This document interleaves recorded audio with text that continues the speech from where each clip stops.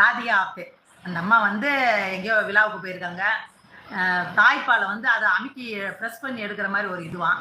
அதை இங்கிட்டு வச்சுக்கிட்டு இந்த பக்கம் ஒயினு கிண்ணத்தை வச்சுட்டு ஒரு போஸ் கொடுத்துருக்காங்க. எனக்கு அம்மாவா இருக்கிறது அவ்வளோ இதுவாக இருக்குன்றாங்க. இவங்களை யார் குழந்தை பெற்றுக்க சொன்னேன்?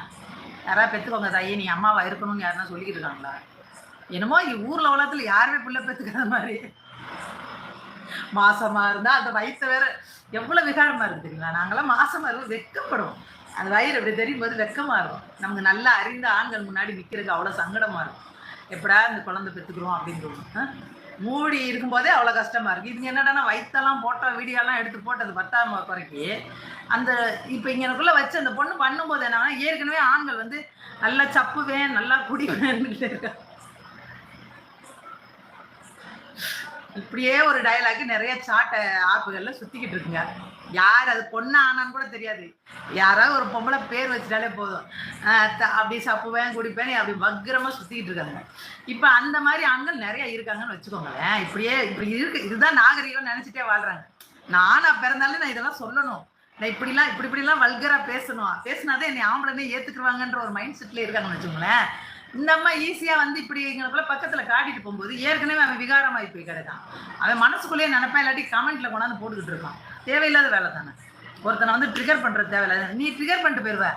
அவன் போய் ஏதாவது ஒரு சின்ன பிள்ளைய கை வச்சுக்கிட்டு இருப்பான், இல்லாட்டி ஒரு கிளைய கை வச்சுட்டு இருப்பான். யாரையா தேவையில்லாமல் நோண்டிக்கிட்டு இருப்பான். நீ அதுதான் நான் போட்டிருந்தேன், நீ பாதுகாப்பாக இருந்துருவ தாயி.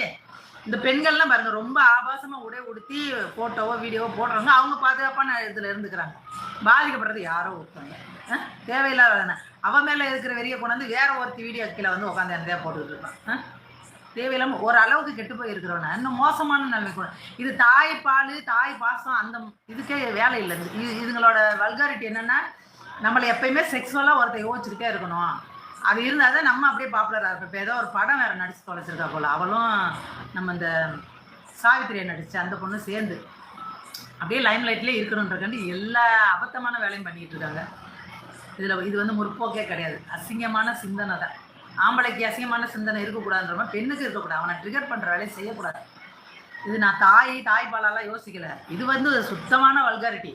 அவனோட அந்த பாலியல் உணர்வை தூண்டுற வேலையை தான் ராதிகா ஆப்தே பண்ணியிருக்கு அப்படின்னு நான் சொல்லுவேன். அதுக்கு தான் திட்டியிருந்தேன். நம்ம வீடியோ போட்டெல்லாம் எங்கே அது புரியாத மாதிரி போடுறோம். நம்ம மானங்கிட்ட கேள்வி கேட்குறதுக்குலாம் நமக்கு அதெல்லாம் அது காதில் போதா?